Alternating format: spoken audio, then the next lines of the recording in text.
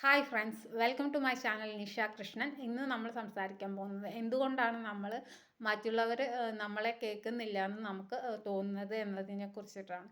അതായത് നമ്മൾ ഇപ്പോൾ ഒരു കാര്യം പറയുകയാണെങ്കിൽ മറ്റുള്ളവർ അത് കാര്യമായിട്ട് എടുക്കുന്നില്ല. അതിന് കാരണം നമ്മുടെ സബ് കോൺഷ്യസ് ആയിട്ടുള്ള പ്രോഗ്രാമിംഗ് ആണ്. ആ സബ് കോൺഷ്യസ് പാറ്റേൺ എങ്ങനെ വരുന്നു എന്ന് ചോദിച്ചു കഴിഞ്ഞാൽ നമ്മുടെ പാസ്റ്റ് എക്സ്പീരിയൻസുകളിൽ നിന്ന് വരുന്നതാണ്. നമ്മുടെ ബ്രെയിനിൽ ആമിഗഡ്ല എന്ന് പറഞ്ഞിട്ടൊരു സ്പേസ് ഉണ്ട്. അവിടെ നമ്മുടെ ഫാസ്റ്റ് എനർജീസ് സേവ് ചെയ്തിട്ട് വയ്ക്കുന്നുണ്ട്. ആ എനർജി നമുക്ക് നെഗറ്റീവ് ആകുമ്പോഴാണ് നമുക്ക്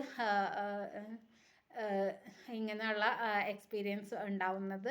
നമ്മൾ ചുരുങ്ങിപ്പോവും. നമ്മൾ മറ്റുള്ളവരുടെ മുന്നിൽ നമ്മൾ പറയുന്നതിൽ ഒരു കൺവിക്ഷൻ ഇല്ല എന്ന് നമുക്ക് തോന്നുകയും ചെയ്യും.